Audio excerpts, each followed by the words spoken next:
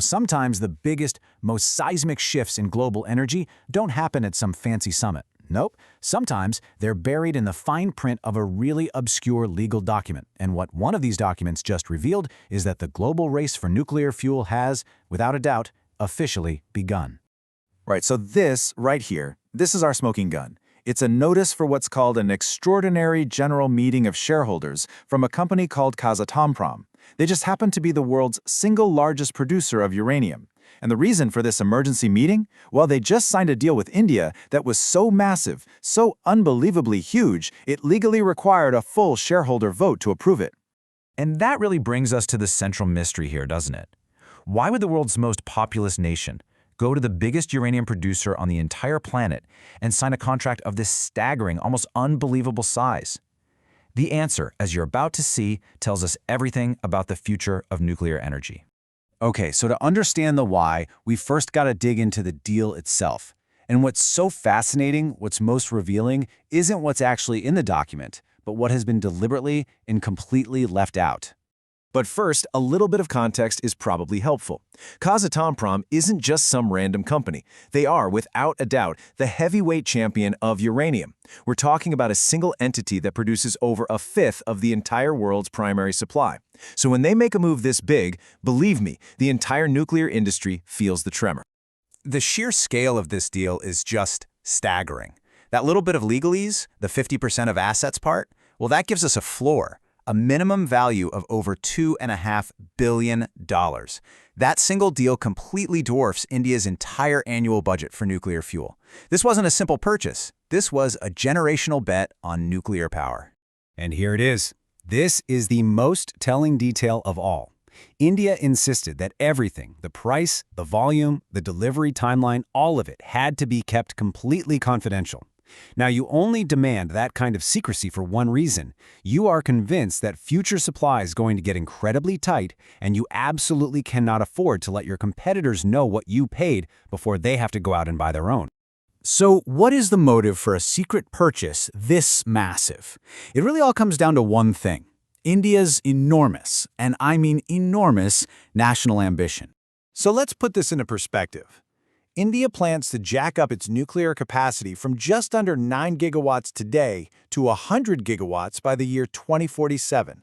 That is a more than 11-fold expansion in just a little over 2 decades. It is, without a doubt, one of the most ambitious nuclear build-outs in human history.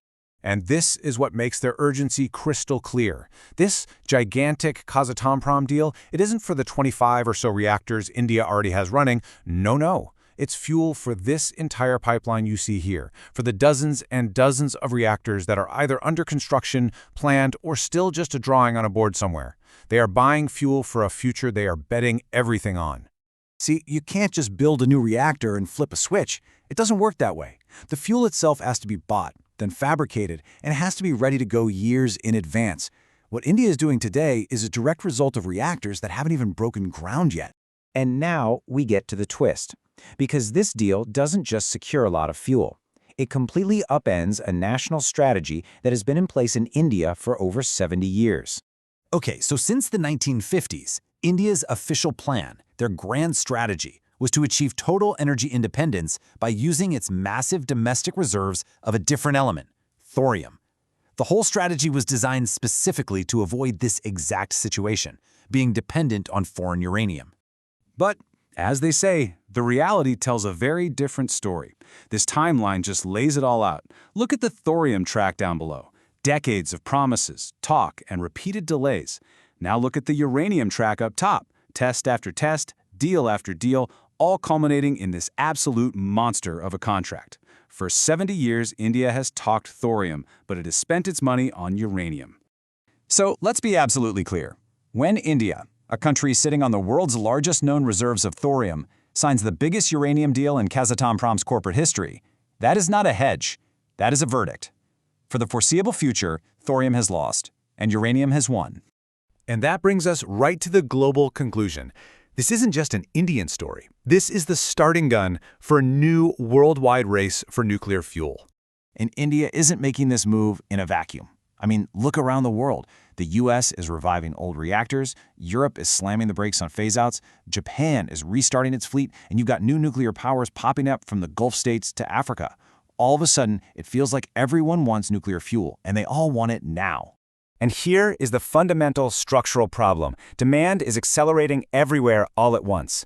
But supply? It's what we call inelastic. You can't just flip a switch and get more uranium. It takes 7 to 15 years to get a new mine up and running. The supply simply cannot ramp up fast enough to meet this new wave of demand. So what India just did, very shrewdly, was take a gigantic portion of that future supply completely off the table for everyone else. They got there first, they secured their share, and in doing so, they've tightened the market for every other country now scrambling to power their own nuclear ambitions. India's move wasn't just a purchase. It was a signal. It was a shot across the bow for every other nation. The race for nuclear fuel is on, and the era of thinking it would always be cheap and abundant is over. India has shown its hand. The only question now is who's next.